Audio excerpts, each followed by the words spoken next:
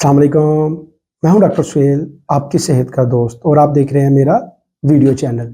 मैदे की सेहत के लिए अपने खाने पीने की आदत को बेहतर बनाएं। ड्यूरिंग प्रैक्टिस हम देखते हैं कि हमारे पास मैदे के बहुत सारे मरीज आते हैं, जिनमें से उनको कहते हैं डॉक्टर साहब हम मैदे का कैप्सूल खाते हैं तो हमारे मैदे की दर्द बेहतर हो जाती है, लेकिन जो ही हम कैप्सूल छोड़ते हैं तो हमारे मैदे की दर्द दोबारा शुरू हो जाती है।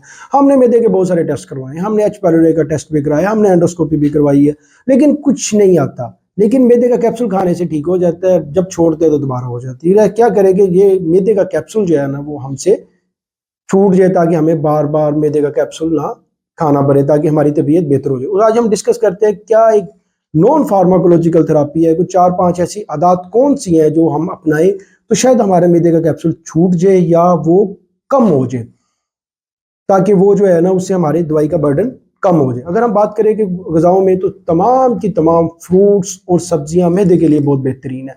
अगर हम बात करें सब्जियों की, तो सारी की सारी सब्जियां, green leafy vegetables, fruits best.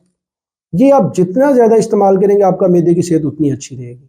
अगर ये कम से कम इस्तेमाल करेंगे, मैदे में दर्द और सारे मसले मसाइल शुरू हो जाएंगे। दूसरी, सिंपल सादा रोटी खाएं, आपको इतनी प्रोसेस्ड फूड खाने की ज़रूरत नहीं है। सादा रोटी खाएं और फ्रूट सब्जियां ज़्यादा इस्तेमाल करें। मिर्च मसाला जो है ना वो मैदे के लिए अच्छा नहीं है, लिहाजा आपने मिर्च मसाला कम से कम इस्तेमाल करना है। जितना कम इस्तेमाल करेंगे मैदा के लिए उतना अच्छा। हाँ, ये नहीं करना कि बिल्कुल छोड़ दें, बहुत कम इस्तेमाल करें ताकि आपके मैदे की सेहत अच्छी रहे। अगर गोश्त खाना है तो कोशिश करें कि वो बॉयल करके हल्का सा नमक मिर्च लगा के अगर वो खा ले, उसमें अंदर मसाले डाल डाल के, और इतना स्पाइसी फूड बनाने की आपको हरगिज़ ज़रूरत नहीं है, ना ही कोई स्पाइसी जो है ना आपको गोश्त खाने की ज़रूरत है। लिहाजा कोशिश करें कि अगर गोश्त खाना है तो उसको सिंपल रख के उसको उसको इस्तेमाल करें, ताकि वो मैदे के लिए अच्छा हो।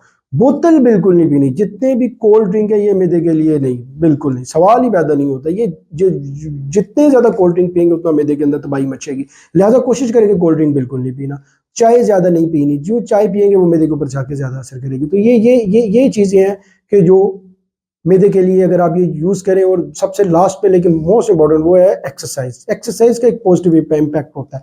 अपनी नींद पूरी करें, स्ट्रेस कम करें और प्रॉपर एक्सरसाइज करें, इसका एक पॉजिटिव इम्पैक्ट होगा। अगर ये 5-6 चीज़ें हैं जिसमें हमने बताया कि सादा खुराक लें, एक्सरसाइज करें, मेंटल रिलैक्स हो, नींद पूरी करें, अगर ये सारे के सारी चीज़ें आप अगर इस्तेमाल अपनी अपनी रोज़मर्रा की आदत में ये चीज़ें शामिल कर लें, तो हो सकता है कि आपको मैदे का कैप्सूल छूट जाए या मैदे का आपकी तबीयत बेहतर हो जाए और मैदे में दर्द जो है वो कम से कम होना शुरू हो जाए। लिहाजा आज की वीडियो के लिए बस इतना ही।